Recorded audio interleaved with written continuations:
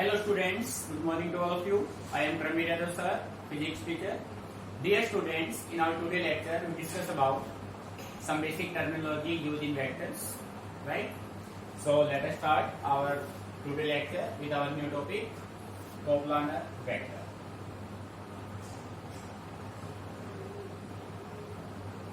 Coplanar vector.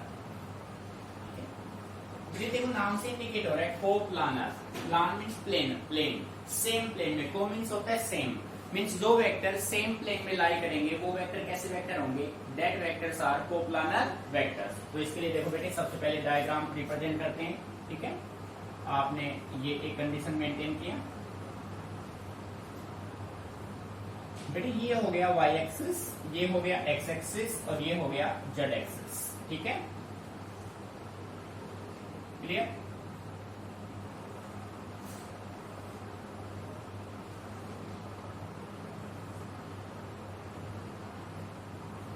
ठीक है भाई बेटे, यहां पे आपने मान लिया कि इसमें कोई वेक्टर a है, कोई वेक्टर a है, ये कोई वेक्टर b है, ये कोई वेक्टर c है, ये कोई वेक्टर d है, ये कोई वेक्टर e है, ये कोई वेक्टर f है, ठीक है? अब आप देखो a और b सेम प्लेन में है, c और d सेम प्लेन में है, e और f सेम प्लेन में है, तो ये सभी एक दूसरे के रिस्पेक्ट में क्या है? कोप्लानर है। ए बी कोप्लानर है, सी डी कोप्लानर है, ई एफ कोप्लानर है। अगर हम बात करें ए और ई की, ए और सी की, ए और डी की, तो बेटे ये डिफरेंट प्लेन में है, तो ये कैसे वेक्टर होंगे? Non coplanar vector. तो आप कह सकते हैं वेक्टर्स इन सेम प्लेन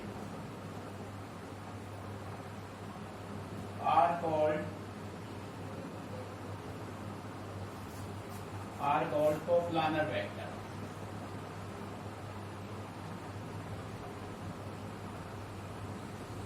ठीक है?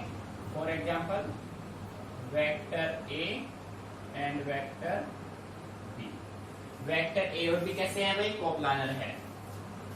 Vector C and vector D, ठीक है?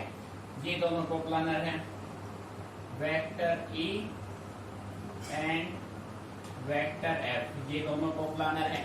आप ऐसा नहीं कह सकते कि वेक्टर सी और ई, वेक्टर डी और एफ, ऐसा हम नहीं कह सकते, ठीक है? तो बेटे नेक्स्ट आपका बनता है नॉन कोप्लानर वेक्टर। डेफिनेशन होगा vectors in different plane are called non-coplanar vector, ठीक है बेटे? एग्जांपल आप दे सकते हैं वेक्टर ए एंड ए को या तो सी के साथ ले लो या फिर ई के साथ ले लो, ए एंड वेक्टर सी, ठीक है? ए को सी के साथ, ई के साथ, डी एफ सी के साथ भी ले लो, वो कैसा काउंट होगा? Non coplanar vector. बेटे प्लानर प्लेन सेम प्लेन में है तो कोप्लानर, डिफरेंट में है तो नॉन कोप्लानर, ठीक है? अच्छे समझिए इसको, डायग्राम को रिप्रेजेंट कीजिए, ठीक है?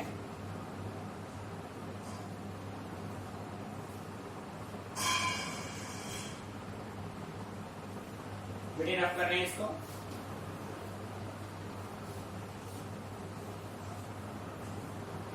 बेटे नेक्स्ट अपने पास बनता है को इनिशियल एंड को टर्मिनल वेक्टर। नेक्स्ट है को इनिशियल वेक्टर। बेटे देखो नाम से इंडिकेट हो रहा है, को मतलब सेम, इनिशियल मतलब स्टार्टिंग, इनिशियल मतलब उसकी शुरुआत, ठीक है?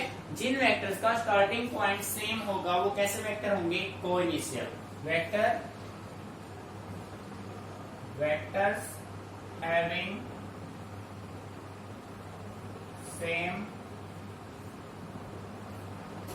starting point are called co-initial vector। बेटे नाम से इंडिकेट हो रहा है जिन वेक्टर का स्टार्टिंग पॉइंट सेम होगा कैसे वेक्टर होंगे, कोइनिशियल। मान लीजिए कि आपके पास ये कोई एक पॉइंट है, इस पॉइंट से एक वेक्टर ये गया वेक्टर ए, एक वेक्टर ये गया वेक्टर बी, एक ये आ गया सी, ये आ गया डी, ये आ गया ई, ये आ गया एफ। तो बेटे इन सभी वेक्टर का स्टार्टिंग पॉइंट क्या है, सेम है। जिन वेक्टर्स का स्टार्टिंग पॉइंट सेम होगा वो कैसे वेक्टर होंगे, को इनिशियल। ठीक है बेटे, इसी के रेस्पेक्ट में सेकंड अपना बनता है को टर्मिनल वेक्टर। को टर्मिनल वेक्टर। अब देखो बेटे ये भी डेफिनेशन नाम से रिप्रेजेंट करे, टर्मिनेट एंडिंग पॉइंट। जिन वेक्टर्स का एंड पॉइंट सेम हो कैसे वेक्टर होंगे, co terminal. Vectors having same end point. बेटे यहां पे स्टार्टिंग है, यहां पे क्या है, end. End point are called co terminal vector. ठीक है भाई, देखो बेटे डायग्राम, एक वेक्टर ये आया, एक वेक्टर ये आया, एक ये आया, एक ये आया, एक ये आया, यानी कि इन सभी के एंड पॉइंट क्या है, सेम है। वेक्टर ए, वेक्टर बी, सी, डी, ई, इन सभी के एंडिंग पॉइंट सेम है, सारे एक ही पॉइंट पे जाके मिल रहे हैं। तो बेटे वो कैसे वेक्टर होंगे, that vector are said to be co terminal vector. मैंने यहां तक क्लियर, ठीक है। नेक्स्ट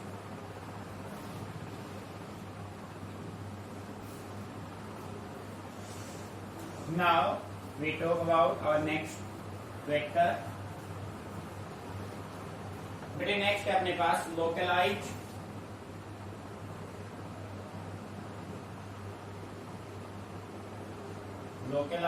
और फिक्स वेक्टर। बेटे देखो नाम से इंडिकेट हो रहा है फिक्स वेक्टर, मीन्स जिस वेक्टर का स्टार्टिंग पॉइंट फिक्स हो, the vector whose starting point is fixed and does not move with the body, और बॉडी के साथ मूव ना करे तो कैसा वेक्टर होगा भाई, लोकलाइज और फिक्स। ठीक है, the vector whose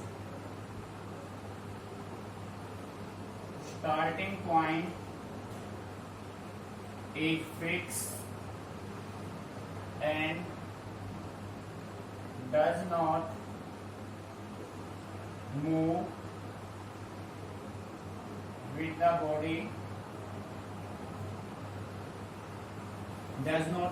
body, is called localized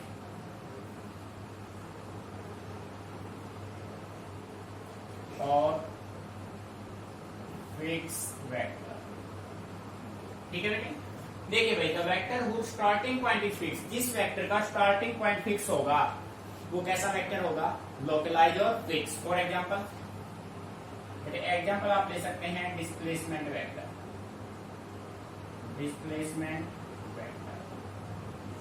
ठीक है बेटे, displacement vector is a localise और फिक्स वेक्टर। ठीक है, now next non localise vector. Non localise vector कौन सा होगा, नॉट फिक्स, यानी कि जिसका स्टार्टिंग पॉइंट फिक्स ना हो। The vector whose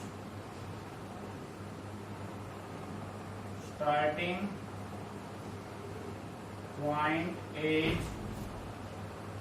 not fixed, starting point not fixed and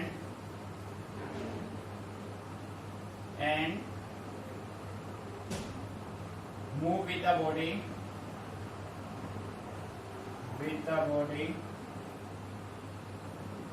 is called non-localized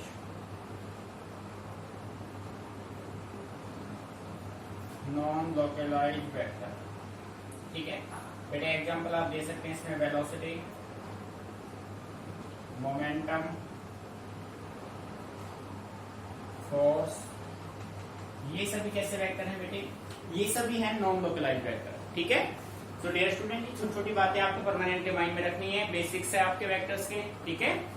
ऐसा नहीं कि हमें इनको याद करना होगा, रखना पड़ेगा, ऐसा कुछ नहीं है। एक बार आप इनको अच्छे से रीड कर लेंगे तो डेफिनेटली आपके माइंड में सेट हो जाएंगे, ठीक है।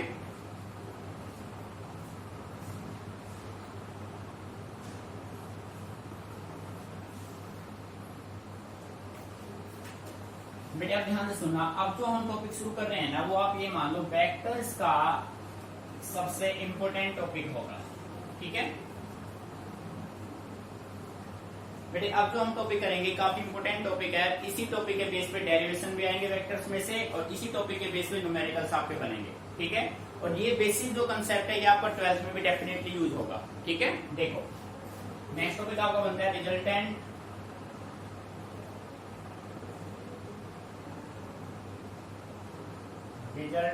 Of A vector. Resultant means output लेना भाई किसी भी वेक्टर का। भाई आप मान लीजिए आपके पास 2, 3, 4, 5, 6 मैनी वेक्टर्स हैं। अब आप उन सभी वेक्टर को कंबाइन करके उनका कंबाइन इफेक्ट लेना चाहेंगे। उनका जो कंबाइन इफेक्ट होगा वो बेटे क्या होगा? दैट इज रिजल्टेंट, ठीक है। So we can say that resultant of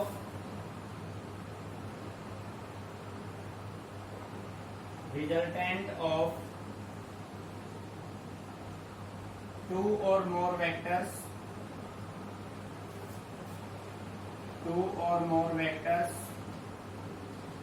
is a single vector whose effect is same as that of the combined effect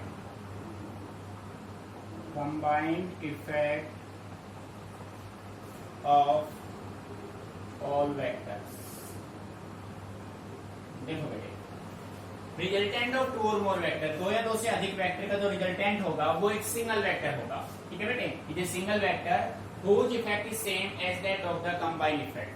आप मान लीजिए आपके पास कुछ वेक्टर्स हैं, वेक्टर ए, vector B, vector C, vector D, ये 4 vector आपने मान लिए, ठीक है।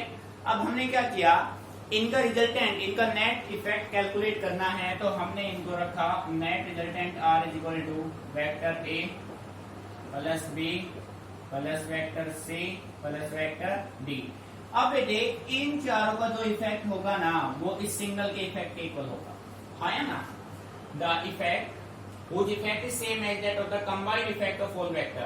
इन चारों का जो a plus B plus A B C D का जो इफेक्ट होगा, कंबाइंड इफेक्ट होगा, वो सिंगल आर के इक्वल होगा। मेरी समझ में आ गया? क्लियर है भाई? ठीक है। तो ये होता है रिजल्टेंट। यानी कि अब हमने ऐसा क्यों किया बेटे, एक तो देखो आपको 4 वर्ड्स लिखने पड़ रहे थे, अब आपने उन 4 वर्ड्स को एक सिंगल वर्ड में कन्वर्ट कर दिया, हमारा टाइम भी सेव हुआ, हाँ या ना भैया। ने पेपर भी सेव किया, टाइम भी सेव किया, दोनों का इफेक्ट वही है। जो चारों का कंबाइन इफेक्ट है वो ही सिंगल का इफेक्ट है। बेटे मीनिंग समझ में आ रहा है? तो रिजल्टेंट में आप सिंगल वे में चीजों को रिप्रेजेंट कर सकते हैं, ठीक है। So now we talk about resultant of non collinear vector. Resultant of non collinear vector. So dear student जल्दी से बता दो भाई कोलिनियर वेक्टर क्या होते हैं। Collinear vectors are those vectors which lie on the same line। जो vector एक ही लाइन पे लाई करते हैं बेटे वो कौन से वेक्टर्स होते हैं? Collinear vector. पर हम कौन से वेक्टर की बात करेंगे? Non collinear. नॉन कोलिनियर क्या हो जाएंगे? The vector which do not lie on the same line. जो वेक्टर डिफरेंट लाइन पे लाई करेंगे कौन से वेक्टर होंगे? नॉन कोलिनियर, ठीक है। तो बेटे नॉन कोलिनियर वेक्टर अपने पास 3 वे में होगा। फर्स्ट होगा triangle law of vector addition. Shortcut में आप ट्रायंगल यूज कर सकते हैं, ट्रायंगल लॉ ऑफ वेक्टर। बेटे ट्रायंगल लॉ में जो मेथड होगा वो होगा हेड टू टेल मेथड। ये मेथड ध्यान रखने आपको, हेड टू टेल मेथड। अब इनको हम एक्सप्लेन करेंगे 1 बाय 1। आपको समझना है चीजों को। सबसे मेन कंसेप्ट ये सबसे इंपॉर्टेंट है, नोट कर लेना। यहाँ से क्वेश्चन डेफिनेटली आएगा, डेफिनेटली आएगा क्वेश्चन आपका। सेकंड आपका होगा पैरेललोग्राम। सीधा लिखो भाई, पैरेलल पूरा लिख देते हैं।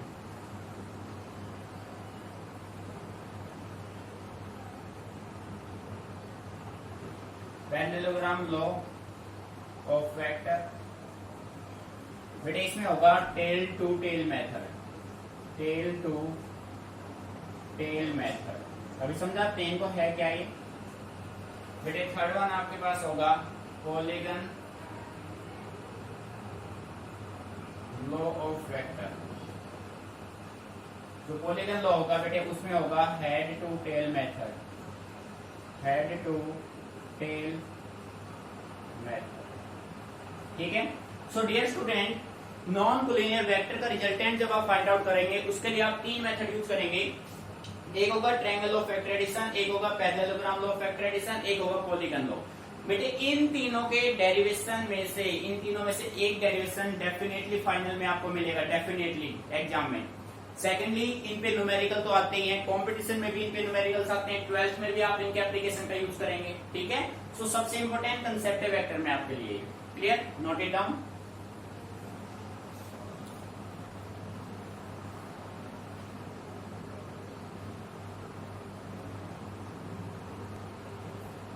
सो dear student, one by one इनको एक्सप्लेन करते हैं। सो बेटे फर्स्ट हेडिंग बना लो, triangle law of vector addition. सबसे इंपॉर्टेंट लॉ है बेटे, ध्यान रखना। ट्रायंगल लॉ बच्चे समझ जाए, पैरेललोग्राम अपने आप हो जाएगा, क्योंकि पैरेललोग्राम का जो फॉर्मेशन है वो दो ट्रायंगल के कॉम्बिनेशन से होता है। ठीक है। सो बेटे एक टॉपिक से हम दोनों टॉपिक कैसे सोल्व करेंगे, आप अच्छे सोल्व कीजिए। फर्स्ट आपका है triangle law of vector addition.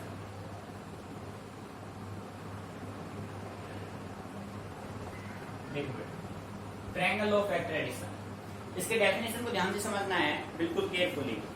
बेटे आप ये मान लो, ध्यान सुनो भाई, डेफिनेशन हमें बनानी है, रटनी नहीं है, बनानी है अपनी तरफ से। भाई आपने मान लिया कि आपके पास एक वेक्टर ये है, वेक्टर ए, एक वेक्टर आपके पास ये है, वेक्टर बी। ठीक है। अब हम इन दोनों ट्रायंगल, नाम से क्लियर हो रहे हैं, ट्रायंगल में कितने साइड होते हैं, 3, ट्राई 3 होते हैं बेटे। तो ट्रायंगल में आप क्या करो, किसी भी ट्रायंगल को 3 साइड से फॉर्म करते हैं। तो आपने क्या किया, इन दोनों साइड्स को, आपके पास दो वेक्टर है ए और बी, आपने इन दोनों वेक्टर को किसी ट्रायंगल के दो साइड आपने मान लिए। इस तरीके से देखो बेटे, देखना ऐसे, ये हो गया, ये देखो ये हो गया वेक्टर ए। अब बेटे मैंने आपसे कहा था ये जो मेथड है ना वो हेड टू टेल मेथड है। कौन सा मेथड है, हेड टू टेल। बेटे ये देखो किसी भी वेक्टर का ये जो एरो है ये इसका हेड हो गया, क्या हो गया, हेड। वेक्टर ए को रिप्रेजेंट किया, और सेकेंडली आपने ये वेक्टर आपका कौन सा हो गया, वेक्टर बी। अब आप देखो इसका हेड है और इसका क्या है, थोड़ा पेंट कर लेते हैं इसको। ये बेटे आपने लिया वेक्टर बी। अब आप ये देखिए, ये है वेक्टर ए, ये है वेक्टर बी। ठीक है, मीनिंग समझ में आ रहा है ना बेटे। अब इसका हेड है और इसका क्या है, टेल है। एक का हेड हुआ, इसका हेड, इसका टेल। तो बेटे मेथड कौन सा हुआ, हेड टू टेल। दो साइड हो गई। अब थर्ड साइड होगा वो अपोजिट ऑर्डर में होगा, जो आपको क्या देगा, रिजल्टेंट। तो यानी ये कह सकते हैं बेटे ये जो होगा ना, ये इनका क्या देगा, रिजल्टेंट। ये इनका क्या देगा, रिजल्टेंट। रिजल्टेंट किसके बराबर होगा, vector A plus vector B. यानी कि ये दोनों कैसे ऑर्डर में हैं, सेम ऑर्डर में, सेम ऑर्डर। ये कैसे ऑर्डर में है, अपोजिट ऑर्डर में, अपोजिट ऑर्डर। बेटे आ रहा है नहीं समझ में, बन गया ना ट्रायंगल। ठीक है। अब डेफिनेशन को ध्यान से सुनना। इफ, बेटे केयरफुली ऑब्जर्व कीजिए, if two vectors are represented by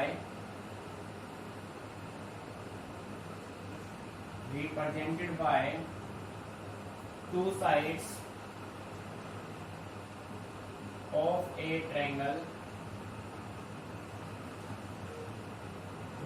of a triangle, taken in same order, then here resultant is given by third side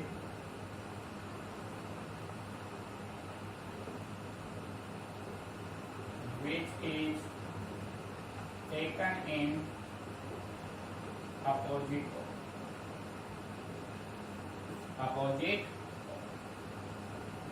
बेटे मीनिंग आ रहा है समझ में? देखो ट्रायंगलों का डेफिनेशन बिल्कुल सिंपल है।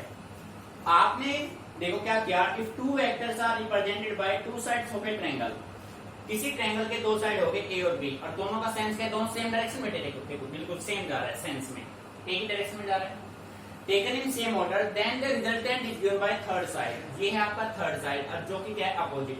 बेटे ये यहां से यहां आता तो ऑर्डर सेम रहता, पर ये यहां से यहां गया तो ऑर्डर क्या है अपोजिट, और अपोजिट साइड ऑर्डर के साइड ने आपको क्या दिया है रिजल्टेंट। मीनिंग समझ में आया? सो डेफिनेशन आपका बनेगा, if two vectors are represented by two sides of a triangle taken in same order, then the resultant is given by third side which is taken in opposite. हमेशा mind में रखिए जब आप वेक्टर एडिशन करेंगे resultant आपको opposite side देगा। Meaning समझ में आ रहा है? तो बेटे ये है डेफिनेशन, ठीक है। अब हम इसी के बेस पे फाइंड आउट करेंगे resultant of two vector using triangle, ठीक है। सो जल्दी से एक बार इसको नोट कर लो, फिर इसी में इसका रिजल्टेंट फाइंड आउट करते हैं।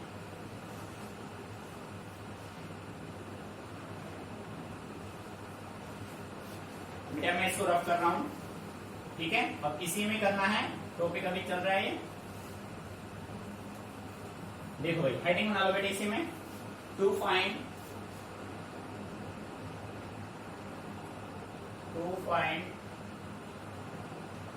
Resultant of two vector using triangle.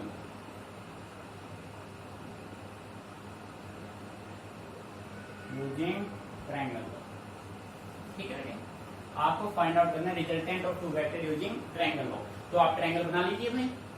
देखो हमने क्या किया बेटे, मेन जो डायग्राम ज्योमेट्री क्लियर होना चाहिए आपका।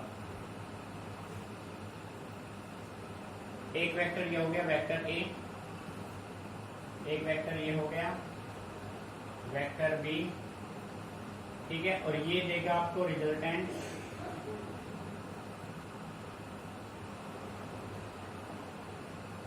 थर्ड साइड रिजल्टेंट देगा जो कि है अपोजिट ऑर्डर में, vector A plus vector B, ठीक है। बेटे यहाँ पे बातें समझ में आ रही है? किसी को कोई प्रॉब्लम? Meaning clear? लेट इसको नाम दे दिया मैंने ओ पी क्यू। इस ट्रायंगल को क्या नाम दिया मैंने? ओ पी क्यू, ठीक है। सो मान लेते हैं let O P and O Q, OP and OQ represent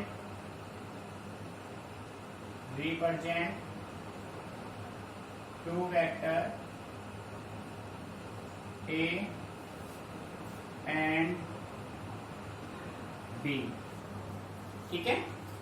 Let OP and OQ represent two vector A and B। बेटे OP साइड वेक्टर A के इक्वल है, PQ साइड वेक्टर B के equal है, ठीक है। which according to triangle law gives OQ, sorry ये हम निकल करेंगे P क्यू आएगा यहाँ पे P, which according to triangle law gives OQ as resultant R, ठीक है बेटे। बात समझ में आ रही है? बेटे OP और PQ आपके पास दो वेक्टर हैं A और B, किसी ट्रायंगल के दो साइड से आपने रिप्रेजेंट किया, तो इनके अपोजिट ऑर्डर में थर्ड साइड होगा OQ जो आपको क्या देगा रिजल्टेंट देगा। यहाँ तक कोई प्रॉब्लम? मीनिंग समझ में आ रहा है? बेटे अब हमें फाइंड आउट करना है मैग्नीट्यूड ऑफ R। हेडिंग बना लेते हैं। बेटे दो चीजें कॉमन है, जब आप वेक्टर सोल्व करेंगे ना तो आपको दो ही चीजें फाइंड आउट करनी होती है। एक आप फाइंड आउट करेंगे मैग्नीट्यूड, दूसरा फाइंड आउट करेंगे डायरेक्शन। सो सबसे पहले हम फाइंड आउट कर लेते हैं magnitude. magnitude of resultant means R। R का मैग्नीट्यूड फाइंड आउट करने के लिए डियर स्टूडेंट हम क्या करते हैं, हम साइड ओपी को आगे की तरफ रिड्यूस कर देते हैं। ठीक है, सबसे पहले हमने ओपी को आगे की तरफ रिड्यूस किया। ओपी को रिड्यूस करने के बाद हमने क्यू पॉइंट से इस पे परपेंडिकुलर ड्रॉ किया। बेटे ध्यान सुनना, let us reduce OP and draw perpendicular O Q on it Q है। इस पॉइंट को मैंने क्या नाम दे दिया, एल। बेटे ये हो गया परपेंडिकुलर, ये एंगल कितना बना, थीटा। मैंने कहा है समझ में? ठीक है, अब देखो, let us reduce OP and draw perpendicular on reduced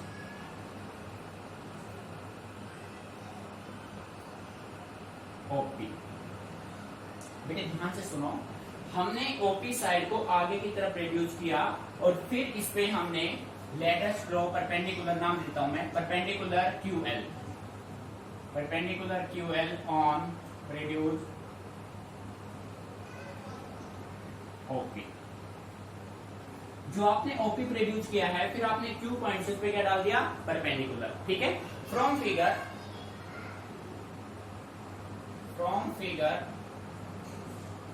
in triangle, इधर से देखो ट्रायंगल कौन सा उठा लूं मैं, PQL इन ट्रायंगल PQL।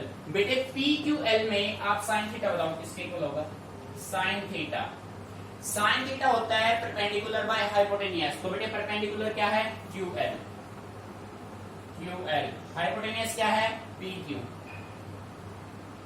ठीक है, तो यहां पे आप वैल्यू पुट करेंगे, sine theta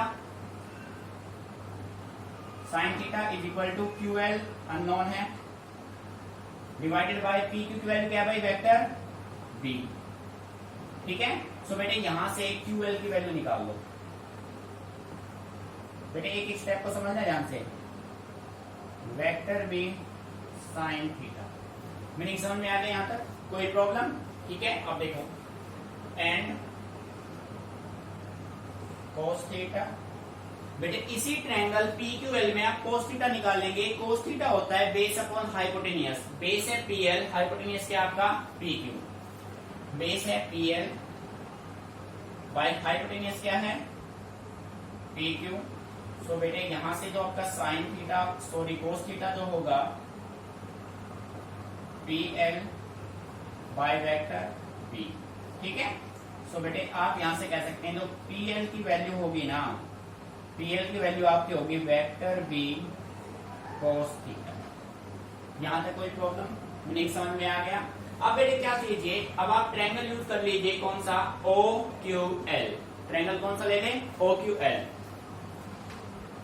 now in triangle OQL, बेटे triangle OQL is a right angle triangle. कैसा ट्रायंगल है, राइट एंगल ट्रायंगल है। तो राइट एंगल ट्रायंगल में O से L हो गया बेस, QL हो गया परपेंडिकुलर, OQ हो गया हाइपोटेनियस। तो आप ये कह सकते हैं हाइपोटेनियस का स्क्वायर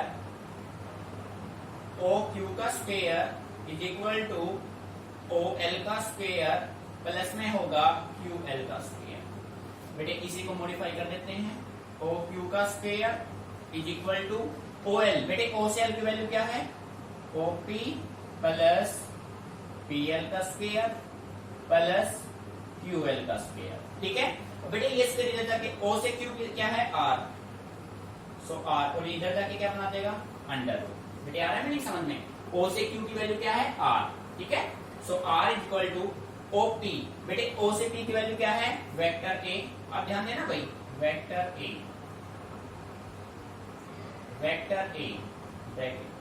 प्लस बेटे किसकी वैल्यू, PL।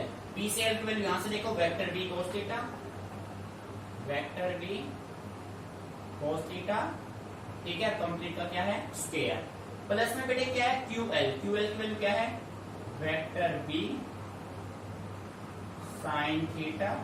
और डियर स्टूडेंट इसका भी क्या है, स्क्वायर है। मीनिंग आ रहा है समझ में? बेटे यहां तक किसी को कोई प्रॉब्लम, अच्छे से क्लियर? एक बार फिर देख लो, हमने क्या किया, OQ का स्क्वायर, OQ दर्जा के अंडर रूट बना देगा भाई, यहीं से मैं बना देता हूं, देखो यहां से अंडर रूट, ये देखो बन गया ना अंडर रूट। ओ से क्यू की वैल्यू आर, अंडर रूट में सारी वैल्यू पुट कर दो आप। अब इसको सोल्व कर दो बेटे, ये फॉर्मूला बन गया a प्लस बी का होल स्क्वायर। तो जब आप इसको सोल्व करेंगे तो r बनेगा अपना अंडर रूट वेक्टर a का स्क्वायर प्लस वेक्टर b का square cos square theta plus 2 vector a vector b cos theta plus, ध्यान देना भी ढंग से, वेक्टर b का square sine square theta.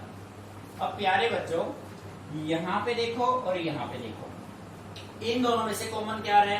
Vector b का स्क्वायर। वेक्टर b का स्क्वायर कॉमन लेंगे तो बेटे इनसाइड में बचेगा sine square theta plus cos square theta, जिसकी वैल्यू क्या होगी 1।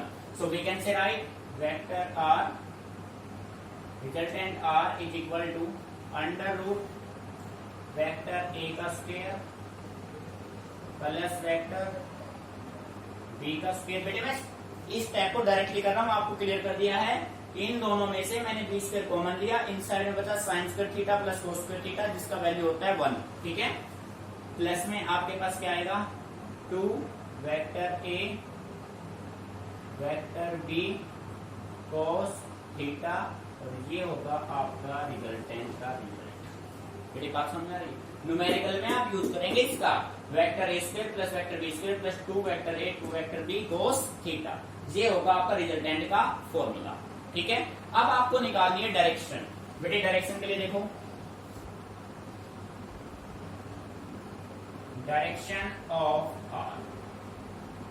देखो प्यारे बच्चों, बेटे डायरेक्शन फाइंड आउट करने के लिए करना क्या होगा, जो रिजल्टेंट है ना आपका, ये रिजल्टेंट जो है वो या तो वेक्टर a या फिर वेक्टर b के साथ कोई एंगल क्रिएट करता है, तब आप डायरेक्शन फाइंड आउट करेंगे। तो हम मान लेते हैं let resultant r makes an angle alpha with vector a। ठीक है, ये मान लिया बेटे, ध्यान दीजिए, मान लिया मैंने। ठीक है, फ्रॉम फिगर